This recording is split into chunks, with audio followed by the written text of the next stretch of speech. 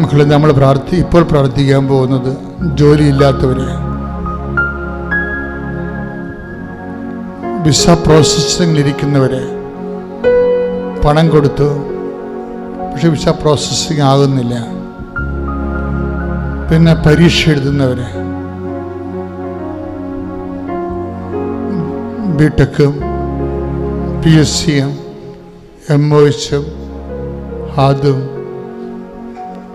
IELTSഉം IITയും ഇങ്ങനെ പ്രൊഫഷണൽ പരീക്ഷ എഴുതുന്നവരെ,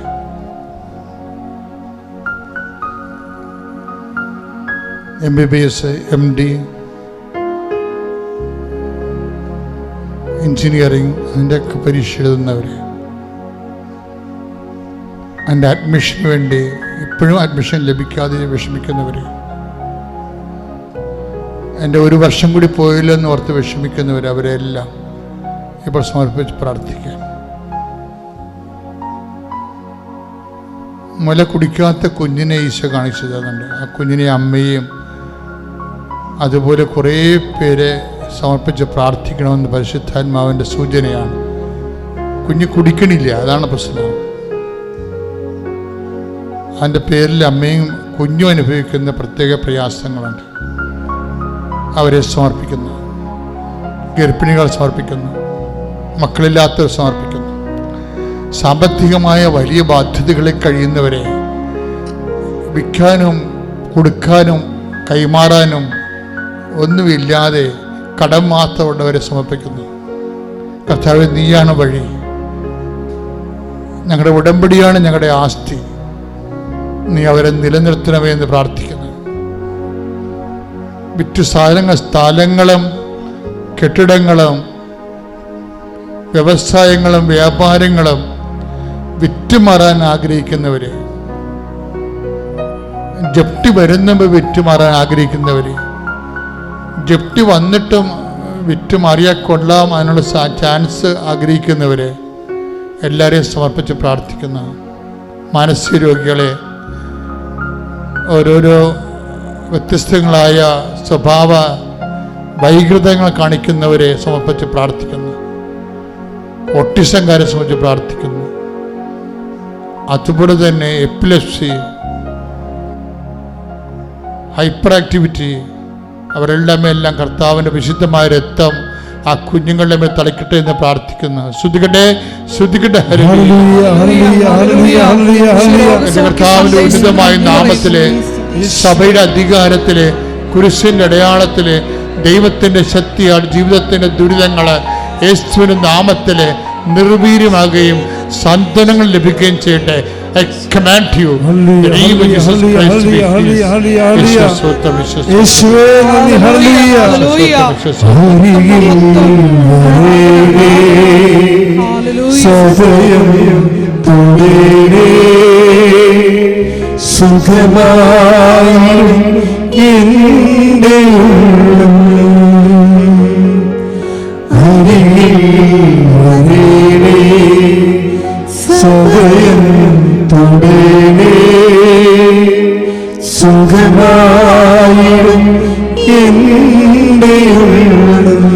പരിശുദ്ധ പരമദിവ്യകാരുണ്യത്തിന് എൻ്റെ മക്കളെ, അതായത് മനുഷ്യൻ്റെ വേറെ ചില തടസ്സങ്ങളുണ്ട്, അതിർത്തി തർക്കമുള്ളവര്. അതുകൊണ്ട് വേര് കെട്ടാൻ പറ്റണില്ല, പദവി കെട്ടാൻ പറ്റണില്ല, വഴി കിട്ടാത്തതിൻ്റെ കാരണം പുരടം വിൽക്കാനോ പൊറുക്കാനോ പറ്റണില്ല, ശുദ്ധ വെള്ളം പോലും കിട്ടാത്ത ആൾക്കാരുണ്ട്. കോടതിയിലും അതുപോലെ തന്നെ കേസ് എടുക്കണില്ല, അങ്ങനെ കേസ് എടുക്കാത്തവരുണ്ട്, ഭാഗ്യവിടമ്പടി നടക്കാത്തവരുണ്ട്, മക്കൾക്ക് പൈസ കൊടുത്തിട്ട് തിരിച്ചു കിട്ടാത്ത, ജോലിയുമില്ല പൈസയും ഇല്ലാത്ത അവസ്ഥയിൽ വിഷമിക്കുന്നവരുണ്ട്. അവരെല്ലാം സമർപ്പിച്ച് പ്രാർത്ഥിക്കുന്നു. അവരെല്ലാം കർത്താവിൻ്റെ ദൃശ്യത്തിൽ കൈകൾ ഉയർത്തിക്കൊണ്ട് കണ്ണീരോടെ ശ്രദ്ധിക്കട്ടെ. ഇപ്പം സിൽവിയയുടെ കാര്യത്തിൽ അവളത് മറന്നുപോയി, നിയോഗം മറന്നുപോയി. കാര്യം അവൾക്കതിനുള്ള കപ്പാസിറ്റി ഇല്ല രജിസ്റ്റേർഡ് നേഴ്സിൻ്റെ. അപ്പം അതുകൊണ്ട്, പക്ഷെ മാതാവ് അത് മറക്കാതെ ഒരു ദിവസം പ്രാർത്ഥിച്ചുകൊണ്ടിരിക്കുന്ന സമയത്ത് ആകാശത്ത് ഇങ്ങനെ 11 നിങ്ങൾ എഴുതി കാണിക്കും. പക്ഷെ അവളത് നോട്ട് ചെയ്യും. അമ്മയാണ് എഴുതി കാണിക്കുന്നതെന്ന് നോട്ട് ചെയ്യും മനസ്സിലെ. ഇതെന്ത് ഈ 11 വരാൻ കാര്യം എന്താ 11 പറയണത് എന്ന്. അത് എന്താ സംഭവിച്ചെന്നറിയോ? പെട്ടെന്നൊരു സുപ്രഭാതത്തിൽ നവംബർ മാസം വന്നപ്പോഴേ, അതല്ലേ 11ാം മാസം എന്ന് പറയണത്, ഇവിടെ മാതാവ് രജിസ്റ്റേർഡ് നേഴ്സായിട്ട് അപ്പോയിന്റ് ചെയ്യും. Hallelujah, hallelujah.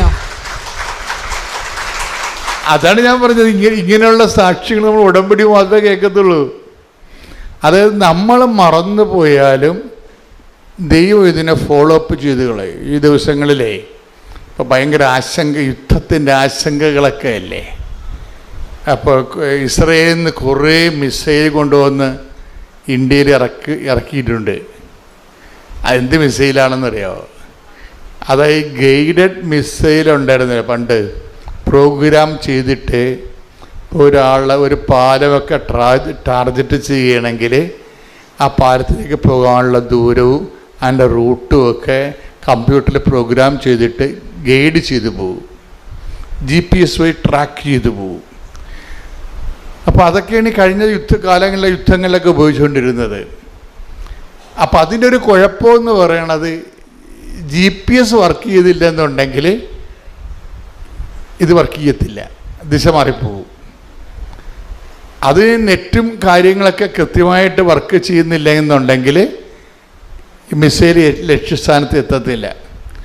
ഇപ്പം ഇറക്കുമതി ചെയ്തിരിക്കുന്ന മിസൈൽ എന്താണ്? GPS വർക്ക് ചെയ്തില്ലെങ്കിലും ഇത് തന്നെത്താൻ തന്നെ ട്രാക്ക് ചെയ്തു പോകും. GPS-ൻ്റെ ആവശ്യമില്ല. ഈ ഉടമ്പടി ഏതാണ്ട് ഇതുപോലൊരു ഏർപ്പാടാണ്. അത് നമ്മൾ മറന്നു പോയാലും ദൈവം അത് ഓർത്തുകൊണ്ട് അതിൻ്റെ ലക്ഷ്യങ്ങളിലേക്ക് നമ്മളെ കൊണ്ടെത്തിക്കും. നമ്മൾ മറന്നു പോകാത്ത കാര്യം എന്താ? പോകരുതാത്ത കാര്യം എന്താണ്? ദൈവത്തോട് ചെയ്തിട്ടുള്ള നിബന്ധനകളെ മറന്നു പോകരുത്. അതിവർ ഈ സിൽവയും റിജോയും ആ ഒരു ടൈപ്പ് പാർട്ടിയാണ്. അതിൽ ദൈവത്തോട് ചെയ്ത വാഗ്ദാനങ്ങൾ, ഇത് ഭയങ്കര സീരിയസ് ആയിട്ട് നമ്മൾ ശ്രദ്ധിക്കേണ്ട കാര്യമാണ്. സീരിയസ് ആയിട്ട് എന്ന് വെച്ച് കഴിഞ്ഞാൽ നിയോഗങ്ങൾ നമുക്ക് മറക്കാം, പക്ഷേ നിബന്ധന നമ്മൾ മറന്നു പോകും. കാര്യം എന്താണ്? അത് വിശ്വസ്തതയുടെ വിഷയമാണ്. ഉടമ്പടി എന്ന് പറയുന്നത് വിശ്വാസത്തിൻ്റെ വിഷയമല്ല. ഉടമ്പടി എപ്പോഴും ഓർത്തേക്കണം. ഇപ്പോൾ ആധ്യാത്മികത അല്ലെങ്കിൽ പ്രാർത്ഥന എന്ന് പറയുമ്പോൾ ഉടനെ ജനങ്ങൾ പറയുന്നത് എന്താണ്? അത് വിശ്വാസം, അവനവൻ്റെ വിശ്വാസമല്ലേ, അതവൻ്റെ ഉള്ളിലിരിക്കേണ്ടതല്ലേ എന്നൊക്കെ പറയും. പക്ഷേ ഇത് എപ്പോഴും ഓർക്കണം, ഉടമ്പടി വർക്ക് ചെയ്യണത് വിശ്വാസത്തിലല്ല. പിന്നെ എന്തിനാണ് വർക്ക് ചെയ്യണത്? വിശ്വസ്തതയിലാണ് വർക്ക് ചെയ്യണത്. ഇത് എനിക്ക് തോന്നുന്നത് ഈ നൂറ്റാണ്ട് മൊത്തം ജനങ്ങളെ പഠിപ്പിക്കേണ്ടി വരുമെന്നാണ്. കാര്യം നമ്മളെ പണ്ട് മുതലേ വിശ്വാസമല്ലേ എല്ലാം പറഞ്ഞു പഠിച്ച് 2 സ്വർണ്ണക്കച്ചവടക്കാരൻ അവൻ്റെ സ്വർണ്ണം വിറ്റഴിക്കാൻ വേണ്ടി ഇപ്പോൾ ചെയ്തു വരും. വിശ്വാസമല്ലേ അല്ല, വിശ്വാസമല്ല എല്ലാം. എന്താണ്? വിശ്വസ്തതയാണ് എല്ലാം. വിശ്വസ്തത എന്ന് പറഞ്ഞാൽ എന്താണ്? പെർസ്വയറിങ് ഫെയ്ത്താണ് വിശ്വസ്തത എന്ന് വെച്ച് കഴിഞ്ഞാൽ ഗ്യാപ്പില്ലാത്ത വിശ്വാസം. നമ്മൾക്ക് വരുന്ന വിഷയം, നിങ്ങൾക്ക് ഗ്യാപ്പ് ഉണ്ടെന്ന് ഞാൻ പറയണില്ല, പക്ഷേ നിങ്ങൾ ചില സമയത്ത് ഇതിൻ്റെ വോളിയം ഓഫ് വർക്ക് കുറഞ്ഞു വരും. ഈ ആഴ്ച ചെയ്ത ഒരു ഫെർവൻസ്, ഈ ആഴ്ച ചെയ്തൊരു തീഷ്ണത അടുത്ത ആഴ്ചയിൽ ഉണ്ടാകത്തില്ല. ഉടമ്പടി ശ്രദ്ധിക്കേണ്ട ഏറ്റവും വലിയൊരു വിഷയമാണത്. കാര്യം അതായത് വിശ്വസ്തതയായത് കാരണം വിശ്വസ്തതയ്ക്ക് നമ്മുടെ വോളിയം നമ്മൾ കീപ്പ് ചെയ്ത് പോകണം. എന്ന് വെച്ച് കഴിഞ്ഞാൽ വിശ്വസ്തയുടെ ഒരു തീവ്രതയുണ്ടല്ല, വിശ്വസ്തയുടെ തീവ്രത അത് നമ്മൾ കീപ്പ് ചെയ്ത് പോകണം. അതിൽ നിന്ന് വിശ്വസ്തത അല്പം കുറഞ്ഞാൽ അതിൻ്റെ അർത്ഥം ഈ റിലേഷനിൽ വന്നിരിക്കുന്ന നമ്മൾ വിഷയബന്ധിയാണെന്ന് വന്നു പോകും. അതാണ്, മനസ്സിലായില്ലേ?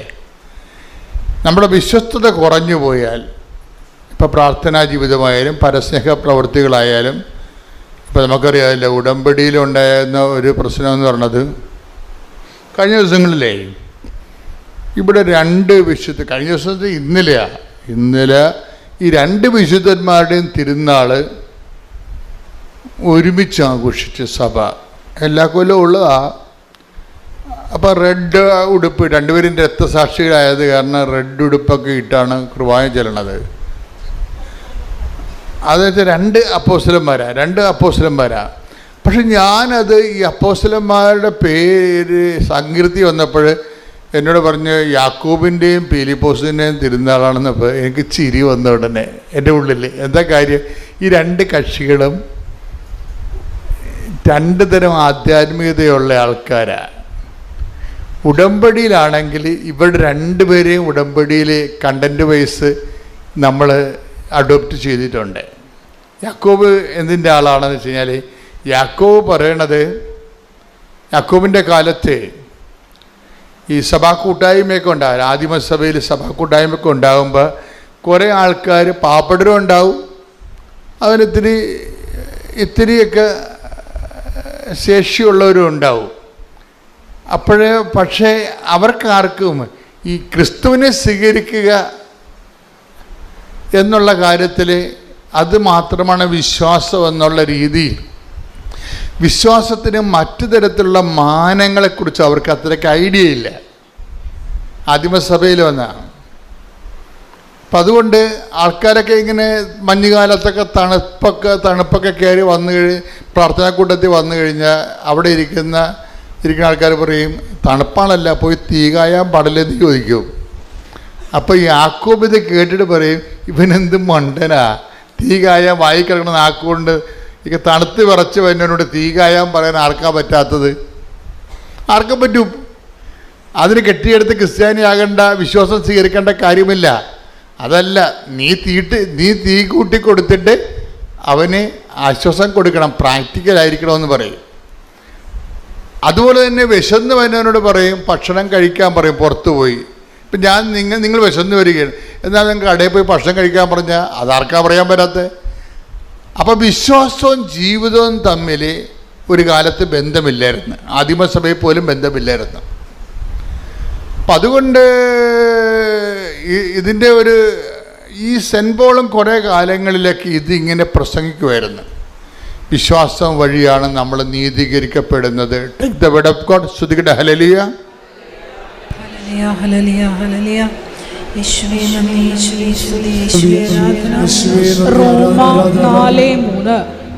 റോമാക്കാർക്ക് എഴുതിയ ലേഖനം അല്ല, അത് ആദ്യത്തെ ലേഖനമാണിത്. സുവിശേഷങ്ങൾ എഴുതണമെന്ന് എഴുതിയിട്ടുള്ള ലേഖനമാണ്. 55 കർത്താവ് മരിക്കണത് 32, അതുപോലെ തന്നെ അതിനുശേഷം 50, 18 ഈ 18, 5, 23 കൊല്ലം കഴിഞ്ഞപ്പോൾ എഴുതിയ പുസ്തകമാണ് ഈ റോമാക്കാരുടെ ലേഖനം. അപ്പം ആദിമസഭയുടെ ഒരു കാലമാണ്. അപ്പം അവിടെ എന്താ പറയുന്നത്? അപ്പോൾ എന്താ പറഞ്ഞിരിക്കുന്നത് വിശ്വാസത്തെക്കുറിച്ച്? പറഞ്ഞേ. അബ്രഹാം ദൈവത്തിൽ വിശ്വസിച്ചു. ഒന്ന് പറഞ്ഞേ. അബ്രഹാം ദൈവത്തിൽ വിശ്വസിച്ചു. അപ്പോൾ ആദിമസഭയുടെ ആദ്യകാലങ്ങളിലുള്ള വിശ്വാസത്തിൻ്റെ മാനങ്ങളൊക്കെ ഉണ്ടല്ലേ? എന്താണ്? അബ്രഹാം ദൈവത്തിൽ വിശ്വസിച്ചു. അത് അവന് നീതിയായി പരിഗണിക്കപ്പെട്ടു. അപ്പൊ വിശ്വസിച്ചാൽ മാത്രം മതി എന്നുള്ള രീതിയാണ്. വിശ്വസിച്ചാൽ മാത്രം മതി എന്ന് ഇത് പറഞ്ഞുകൊണ്ട് കുറേ നാളിങ്ങനെ പൗലോസ് നടക്കുമായിരുന്നു. കാര്യം വെച്ച് കഴിഞ്ഞാൽ പൗലോസിൻ്റെ ഉദ്ദേശം എന്ന് പറയണത് ഫസ്റ്റ് ടൈം ഗോസ്പൽ കേൾക്കുന്ന ആൾക്കാരാണ്. യഹൂദന്മാരൊന്നും അല്ല. യഹൂദന്മാർക്ക് ഗോസ്പൽ ദൈവവചനം അറിയാം. അപ്പോൾ ദൈവവചനം അറിയാൻ പാടില്ലാത്ത ആൾക്കാരാണ് റോമിലൊക്കെ ഉള്ളത് അന്നത്തെ കാലത്ത്. അപ്പോൾ അവരോട് പറഞ്ഞ് നിങ്ങൾ ജസ്റ്റ് ഫെയ്ത്ത്, ജസ്റ്റ് ബിലീവ് എന്ന് പറയും. ആൻഡ് ഗെറ്റ് സേവ്ഡ്, വിശ്വസിക്കുക രക്ഷ പ്രാപിക്കുക എന്ന് പറയും. അതാണ് ആദ്യകാലങ്ങളിൽ പറഞ്ഞുകൊണ്ട് നടന്നത്. ഞാൻ കഴിഞ്ഞ വർഷം ഇവിടെ വന്ന് സാക്ഷ്യം പറയേണ്ട ആളാണ്, പക്ഷെ എനിക്ക് സാധിച്ചില്ല. ഞാൻ ഉത്തർപ്രദേശിലെ ഗോരഖ്പൂർ ഡയസിസിലെ ഒരു സ്കൂളിലാണ് വർക്ക് ചെയ്യുന്നത്, ടീച്ചറാണ്. ഞാൻ ആദ്യമായിട്ട് ഉടമ്പടി എടുക്കുന്നത് 2021 ജൂൺ മാസത്തിലാണ്. ഓൺലൈൻ ഉടമ്പടിയാണ് ഞാൻ ആദ്യം എടുത്തത്. ഓൺലൈൻ ഉടമ്പടിയിൽ കൂടി ഈശോയും മാതാവും എനിക്ക് ഒത്തിരിയേറെ അനുഗ്രഹങ്ങൾ തന്നു. ആദ്യമായിട്ട് എൻ്റെ യൂട്രസിൽ എനിക്ക് ഹെവി ബ്ലീഡിങ് ആയിരുന്നു. അപ്പം ഡോക്ടർമാർ ഓപ്പറേഷൻ സജസ്റ്റ് ചെയ്തു. അപ്പം ഓൾറെഡി എനിക്ക് ഒരു എൻ്റെ ഗോൾ ബ്ലാഡർ റിമൂവ് ചെയ്താണ്. അപ്പോൾ ഒരു ഓപ്പറേഷൻ കൂടി ഇനി ശരീരം താങ്ങില്ല എന്ന് എനിക്കറിയായിരുന്നു. അതുകൊണ്ട് ഞാൻ പ്രാർത്ഥിച്ചുകൊണ്ടിരുന്നു. അപ്പം ഓൺലൈൻ ഉടമ്പടി എടുത്തതിന് ശേഷം അവിടുന്ന് UP ഡോക്ടറാണ് എനിക്ക് ഓപ്പറേഷൻ സജസ്റ്റ് ചെയ്ത്. അത് കഴിഞ്ഞിട്ട് ഇവിടെ വന്ന് ഞാനൊരു ഡോക്ടറിനെ കണ്ടു. അപ്പോൾ ഡോക്ടർ പറഞ്ഞു, അപ്പം ഞാൻ ഉടമ്പടിയിലായിരുന്നു. അപ്പോൾ ഡോക്ടർ പറഞ്ഞു ഓപ്പറേഷൻ്റെ ആവശ്യമില്ല, അല്ലാതെ ഒരു ചെറിയ ട്രീറ്റ്മെൻറ്റിൽ കൂടെ അത് സൗഖ്യപ്പെടും എന്ന് പറഞ്ഞു. അങ്ങനെ ഒരു മിറേന എന്നൊരു ഒരു ഡിവൈസ് എൻ്റെ യൂട്രസിൽ ഇൻസേർട്ട് ചെയ്തു. അങ്ങനെ എൻ്റെ യൂട്രസിൻ്റെ ഹെവി വോള് തിക്നെസ് കൂടുതലായിരുന്നു. അതുകൊണ്ടായിരുന്നു ഹെവി ബ്ലീഡിങ് ഉണ്ടായിക്കൊണ്ടിരുന്നത്. അങ്ങനെ അതിൻ്റെ കട്ടി കുറഞ്ഞു വന്നു. അങ്ങനെ ഇപ്പോൾ ഞാൻ കംപ്ലീറ്റ്ലി ഓക്കെ ആയി. ഈ ഓപ്പറേഷൻ വേണ്ട എന്ന് ഡോക്ടർ പറഞ്ഞു. പിന്നെ ഞാനൊരു ടീച്ചറാണ്. അപ്പം ചില എക്സാം ഡ്യൂട്ടിയുടെ സമയത്തൊക്കെ ഞങ്ങൾക്ക് ഏകദേശം ഒരു 3 മണിക്കൂറോളം നിൽക്കേണ്ടതായിട്ട് വരും. ആ സമയത്തൊക്കെ എൻ്റെ കാലിന് ഭയങ്കര വേദനയായിരുന്നു. രാവിലെ എഴുന്നേൽക്കുന്ന സമയത്ത് എനിക്ക് കാലിങ്ങനെ ചവിട്ടുമ്പം ഭയങ്കര വേദനയായിരുന്നു. അങ്ങനെ ഞാൻ അത് കഴിഞ്ഞ് പിന്നത്തെ വർഷം 2022 ഞാൻ ഇവിടെ വന്ന് തീർത്ഥാടന ഉടമ്പടി എടുത്തു. അതിനുശേഷം മാതാവ് തന്ന അനുഗ്രഹം ഞാൻ എല്ലാ ദിവസവും രാവിലെയും വൈകിട്ടും ഉടമ്പടി പ്രാർത്ഥനയുടെ സമയത്ത് ഉടമ്പടി തൈലം തേച്ച് പ്രാർത്ഥിക്കുമായിരുന്നു. അത് കഴിഞ്ഞപ്പോൾ എനിക്ക് മാതാവ് ആ കാലിൻ്റെ വേദന കംപ്ലീറ്റ്ലി മാറ്റിത്തന്നു. പിന്നെ ഞങ്ങൾ UP സമയത്ത് കൊറോണ ടൈമിൽ ഞങ്ങൾ വീട് പണി ആരംഭിച്ചു. കാരണം കൊറോണയുടെ സമയത്ത് നമുക്ക് താമസിക്കാൻ വീടില്ലാതെ നാട്ടിൽ വരുന്ന സമയത്ത് ബുദ്ധിമുട്ടിലായിരുന്നു. അപ്പം ഞങ്ങൾ വിചാരിച്ചു അങ്ങനെയാണെങ്കിൽ നമുക്ക് വീട് പണി സ്റ്റാർട്ട് ചെയ്യാം. അപ്പം ഞങ്ങളുടെ കയ്യിൽ ആവശ്യത്തിന് പൈസ ഉണ്ടെന്നാണ് ഞങ്ങൾ വിചാരിച്ചത്. പക്ഷേ ഞങ്ങൾ പണി തുടങ്ങിക്കഴിഞ്ഞപ്പം ഞങ്ങൾ വിചാരിച്ചതിനേക്കാൾ ഒത്തിരി ഫണ്ട് കൂടുതൽ വേണ്ടി വന്നു. പക്ഷേ മാതാവ് ഞങ്ങൾ വിചാരിക്കാത്ത ആൾക്കാരിൽ കൂടെ വരെ ഞങ്ങൾക്ക് സഹായം തന്ന് ഒരിക്കലും പൈസയ്ക്കൊരു ബുദ്ധിമുട്ട് വരാതെ 30 ലക്ഷത്തിൽ തീരുമെന്ന് പറഞ്ഞത് 50 ലക്ഷത്തിന് മുകളിലായി. പക്ഷേ മാതാവ് ഞങ്ങൾക്ക് വേണ്ടി എല്ലാ സോഴ്സുകളും തുറക്കുകയായിരുന്നു പൈസയുടെ. അങ്ങനെ ഏറ്റവും മനോഹരമായിട്ട് 1 വർഷം കൊണ്ട് ഞങ്ങളുടെ വീട് പണി തീർന്നു. പിന്നെ ആ വീട് പണിത സമയത്ത് ഞങ്ങൾക്ക് വെള്ളമില്ലായിരുന്നു. അപ്പം 3 കുഴൽക്കിണറുകൾ ഞങ്ങൾ കുഴിച്ചു. 3ലും വെള്ളമില്ലായിരുന്നു. അപ്പം 4ാമത്തെ കുഴൽക്കിണർ ഞങ്ങൾ പ്രാർത്ഥിച്ചുകൊണ്ടിരുന്നു. ആ സമയത്ത് ഞാൻ തീർത്ഥാടന ഉടമ്പടി എടുത്ത സമയമായിരുന്നു. അപ്പോൾ ഞങ്ങൾ പ്രാർത്ഥിച്ചുകൊണ്ടിരുന്ന സമയത്ത് ഞങ്ങളെല്ലാ ദിവസവും കുടുംബ പ്രാർത്ഥനയ്ക്ക് ശേഷം സങ്കീർത്തനം 78:15 അവൻ മരുഭൂമിയിൽ പാറ പിളർന്നു, അവർക്ക് കുടിക്കാൻ ആഴത്തിൽ നിന്ന് സമൃദ്ധമായ ജലം നൽകി. ആ വചനം ഞങ്ങൾ പ്രാർത്ഥിച്ചുകൊണ്ടിരുന്നു. അത് കഴിഞ്ഞ് ഞങ്ങൾക്ക് 4ാമത്തെ കുഴൽക്കിണറടിച്ച് ഞങ്ങളുടെ വർക്ക് ഏരിയയുടെ മുറ്റത്ത് തന്നെ തൊട്ടടുത്ത് ഞങ്ങൾക്ക് വെള്ളം കിട്ടി. അതൊരു ഭയങ്കര ബ്ലെസ്സിങ് ആയിരുന്നു. പിന്നെ എൻ്റെ മോന് 10th-ലും 12th-ലും അവൻ നല്ല ഉഴപ്പായിരുന്നു. അപ്പം അവന് വേണ്ടി ഞങ്ങൾ പ്രാർത്ഥിച്ചു. മാതാവ് ഈ തിരുക്കുമാരനിൽ കൂടി അവന് നല്ലൊരു റിസൾട്ട് നൽകി. ഞങ്ങൾ പ്രതീക്ഷിച്ചതിനേക്കാൾ കൂടുതൽ നല്ലൊരു റിസൾട്ട് നൽകി അവനെ അനുഗ്രഹിച്ചു. പിന്നെ ഞാൻ ഒരു കാറ്റഗിസം ടീച്ചറാണ് അവിടെ സ്കൂളിൽ. അപ്പം എനിക്ക് 2 കുട്ടികളെ ഞാൻ പഠിപ്പിക്കുന്നുണ്ടായിരുന്നു. അവർ പഠിത്തത്തിൽ വളരെ മോശമായിരുന്നു. അപ്പം അവർ എല്ലാ പ്രാവശ്യവും അവർ തോറ്റുകൊണ്ടിരിക്കുമായിരുന്നു. അപ്പം ഞാൻ അവർക്ക് വേണ്ടി വേദപാഠം എടുക്കുന്ന സമയത്ത് അവരെ തലയെ കൈവച്ച് പ്രാർത്ഥിക്കുമായിരുന്നു. അങ്ങനെ അവർ നന്നായിട്ട് പഠിക്കാൻ തുടങ്ങി. 78-80% അവരെ സംബന്ധിച്ച് അത് ഭയങ്കര ഹയസ്റ്റ് പെർസെൻറ്റേജാണ്. അപ്പോൾ അത്രയും മാർക്കോടുകൂടി അവർ പാസ്സായി. അങ്ങനെ മാതാവ് തന്ന അനുഗ്രഹങ്ങൾ ഒത്തിരിയാണ്. പിന്നെ ഞാൻ എപ്പോഴും സ്കൂളിൽ പോകുമ്പോൾ മാതാവിൻ്റെ ആ കാശ് രൂപം ധരിച്ചുകൊണ്ടാണ് പോകുന്നത്. അപ്പോൾ ടീച്ചേഴ്സിനൊക്കെ ആണെങ്കിലും അച്ഛനുമായിട്ട് ഞങ്ങളുടെ പ്രിൻസിപ്പളുമായിട്ട് എന്തെങ്കിലും ഡിസ്കഷനൊക്കെ ഉള്ള സമയത്ത് അവരൊക്കെ വരും, ടീച്ചറെ ആ കാശ് രൂപം ഞങ്ങൾക്ക് കൂടെ ഒന്ന് തരാമോ, പ്രാർത്ഥിച്ചിട്ട് പോയി കഴിഞ്ഞാൽ യാതൊരു പ്രശ്നവും ഉണ്ടാവില്ല എന്നൊരു ബോധ്യം എൻ്റെ കൂട്ടുകാരുടെ ഇടയിലും വളർന്നു. പിന്നെ ഞാൻ കാരുണ്യ പ്രവൃത്തികൾ ഞങ്ങൾ UP-യിലായതുകൊണ്ട് ഒത്തിരിയൊന്നും ഞങ്ങൾക്ക് ചെയ്യാൻ പറ്റുന്നില്ല. എങ്കിലും എൻ്റെ സാലറി അക്കൗണ്ടിൽ വരുന്നത് ഞാൻ ആദ്യം ചെയ്യുന്നത് എൻ്റെ മുന്നിൽ ആ മാസത്തിൽ കുറച്ച് പേര് സഹായമൊക്കെ ചോദിച്ചിട്ടുണ്ടാകും. അപ്പോൾ അവർക്കൊക്കെ ഞാൻ സഹായിക്കും. പിന്നെ നാട്ടിൽ വരുന്ന സമയത്ത് ഫുഡ് ആവശ്യമുള്ളവർക്കും അതിൻ്റെ സാധനങ്ങൾ വാങ്ങിക്കൊടുക്കും. പിന്നെ വസ്ത്രങ്ങൾ അതൊക്കെ കൊടുക്കാറുണ്ട്. ഈ അൾത്താരയിൽ മാതാവ് പ്രത്യക്ഷപ്പെട്ട ഈ അൾത്താരയിൽ വന്ന് സാക്ഷ്യം പറയുവാനായി ഞങ്ങൾക്ക് ഭാഗ്യം ലഭിച്ചതിന് അമ്മയ്ക്കും ഈശോയ്ക്കും കോടാനുകോടി നന്ദി ഞാൻ പറയുന്നു. എൻ്റെ ജീവിത പങ്കാളിക്ക് എൻ്റെ പേര് സീന ജോസഫ് എന്നാണ്. എൻ്റെ ഭർത്താവിൻ്റെ പേര് ജോസഫ് മാത്യു. ഞങ്ങൾ കല്ലാനോട് ഇടവകയിൽ നിന്ന് വരുന്നു.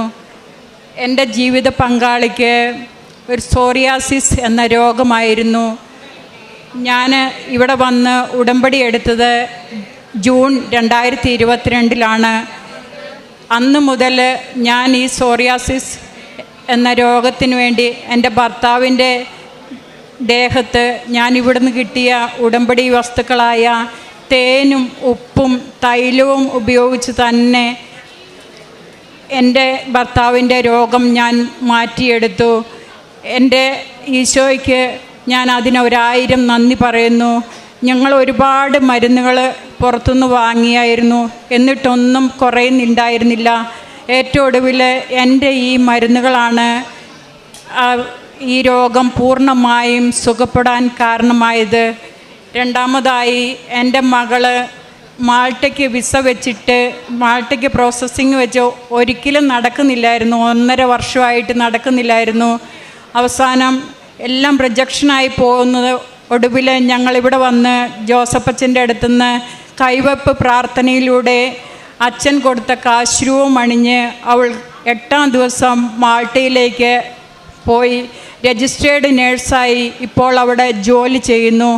എപ്പോഴും മാതാവും ഈശോയും എൻ്റെ കൂടെ ഉണ്ടെന്നുള്ള ബോധ്യം ഞങ്ങൾക്കുണ്ട്.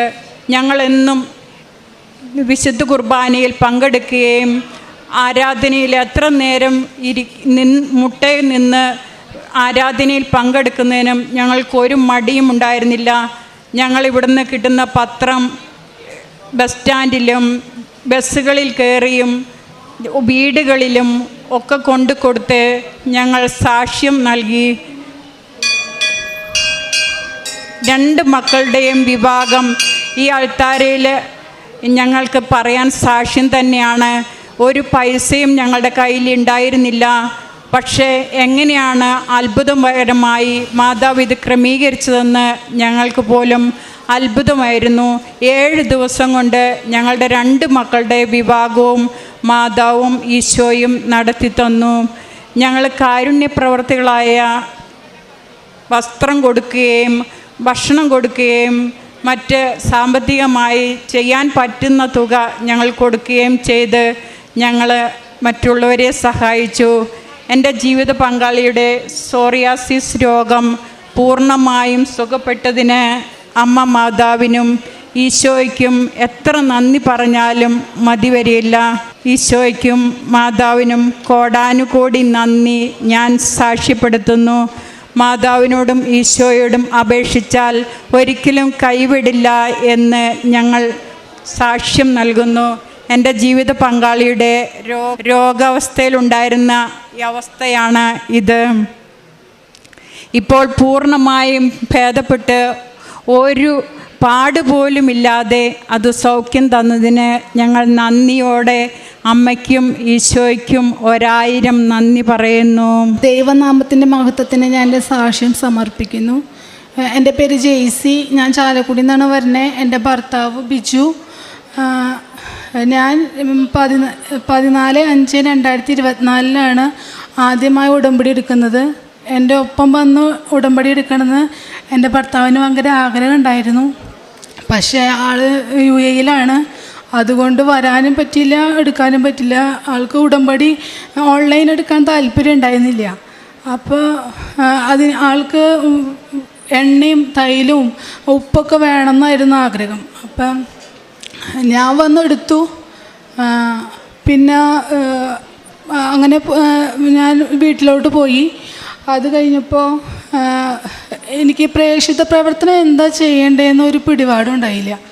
ആ സമയത്ത് ഞാൻ അങ്ങനെ പ്രാർത്ഥിച്ചു, എന്താ ഞാൻ ചെയ്യേണ്ടത്, പ്രേക്ഷിത പ്രവർത്തനം എന്താ ചെയ്യേണ്ടതെന്ന് ഇങ്ങനെ പ്രാർത്ഥിച്ചുകൊണ്ടിരുന്നു.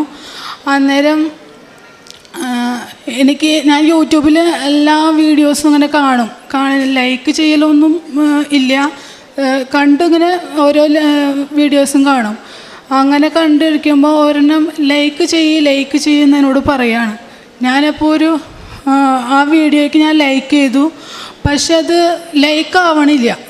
ലൈക്കാവാതെ അത് ക്രിയേറ്റീവ് ചാനൽ എങ്ങനെ പോവുക, ക്രിയേറ്റീവ് ചാനലിലേക്ക് പോവുക. എന്നോട് ക്രിയേറ്റീവ് ചാനൽ എന്ന് പറയുക, ആ പേജിലേക്ക് പോവുക. എനിക്ക് ഒന്നും ചെയ്യാൻ പറ്റില്ല. അപ്പം ഞാൻ പിന്നെയും ബാക്ക് അടിച്ചു, പിന്നെയും അത് ലൈക്ക് ചെയ്തു. അപ്പോഴും ക്രിയേറ്റീവ് ചാനലിലേക്ക് പോവാം. അങ്ങനെ ഞാൻ വിചാരിച്ചു എന്നാൽ എൻ്റെ ഇമെയിൽ ഐ ഡിയൊക്കെ കൊടുത്ത് ക്രിയേറ്റീവ് ചാനൽ ചെയ്യാം. എന്നിട്ട് ഞാൻ അതിൽ അക്കൗണ്ട് എടുത്തു. അന്ന് തന്നെ മാതാവിൻ്റെ ഒരു വീഡിയോ എടുത്ത് ഞാൻ അപ്ലോഡ് ചെയ്തു.